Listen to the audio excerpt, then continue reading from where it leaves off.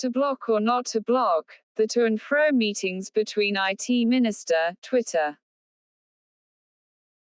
In a letter to IT Minister Ravi Shankar Prasad on February 8, Twitter said that the safety of its employees in India was top priority, and therefore it had, from a position of respect, reached out to the minister for dialogue.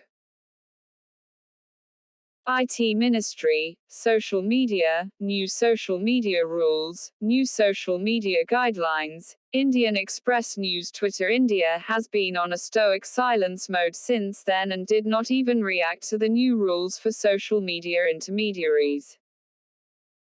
The first guidelines for Internet intermediaries were released in 2011. And then in 2018, on account of the massive changes in the way social media companies and the users were shaping public discourse, the Ministry of Electronics and Information Technology planned a new set of guidelines for these intermediaries.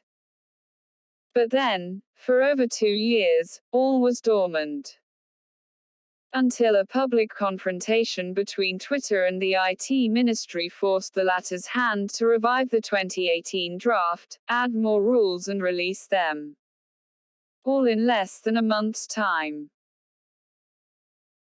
On January 26, as Delhi police personnel and other paramilitary forces tried to contain the violence after a splinter group, allegedly from the farmers' rally, had marched into Delhi, another group of officials at the Ministry of Electronics was keeping an eye out for content being shared on social media platforms.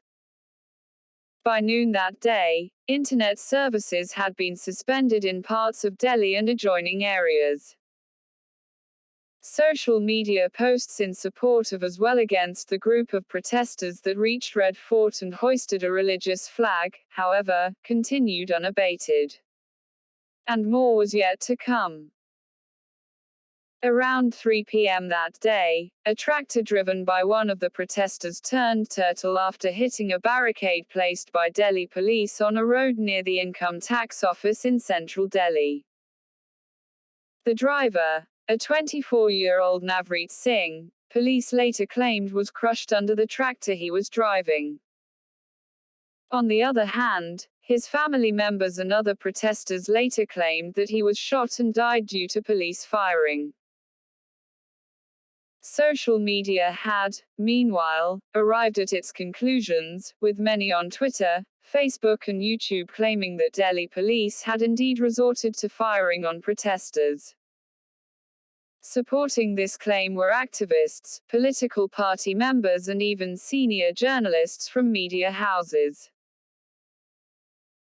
Though some of these posts were later deleted, the IT ministry had taken note and was preparing to send Twitter a temporary takedown notice of these tweets as they had spread misinformation which could lead to further violence.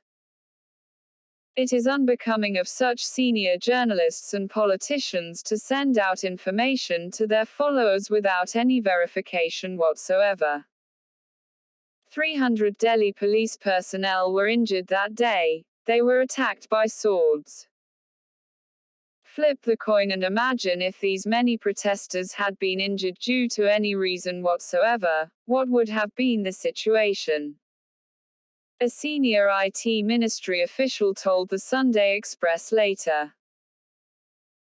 On January 30, multiple tweets, with the hashtag, #Modaplanning Farmergenocide, were posted by accounts supporting the farmers' agitation, activists, and some politicians. The ministry, officials said, almost immediately issued an emergency blocking order asking Twitter to immediately take down the hashtag and block access to such accounts.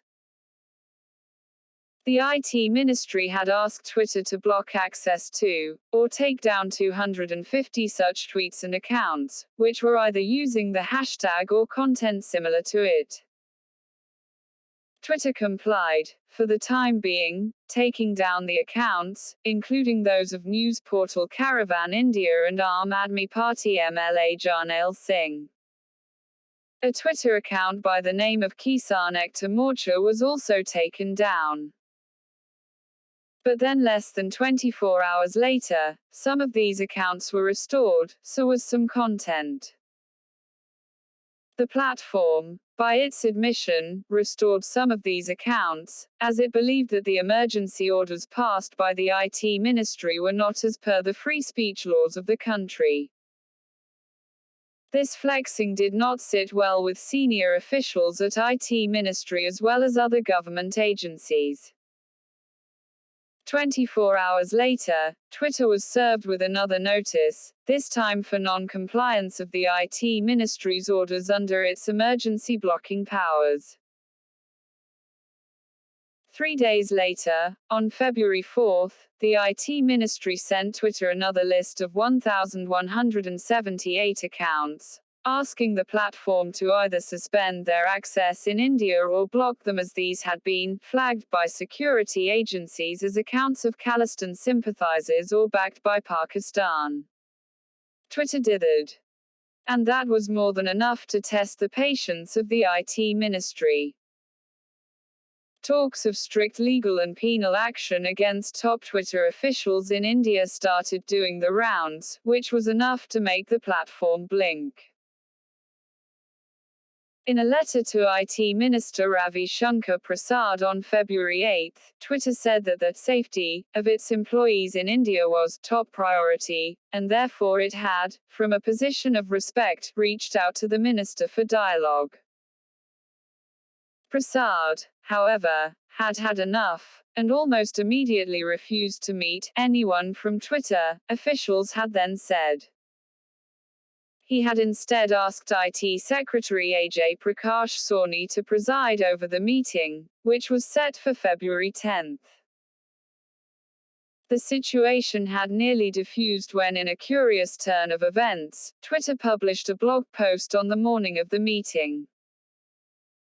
In a 650-odd word post, Twitter started by saying that it believed transparency was the foundation to promoting healthy public conversation.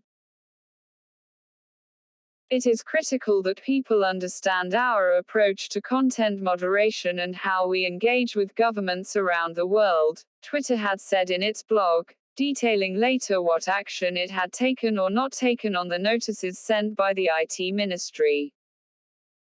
In gaming parlance, the blog was the third strike for Twitter. Ministry officials responded, first on Coup, a homegrown microblogging website that the publishing of the blog before a scheduled meeting, or which Twitter had reached out to them, was unusual.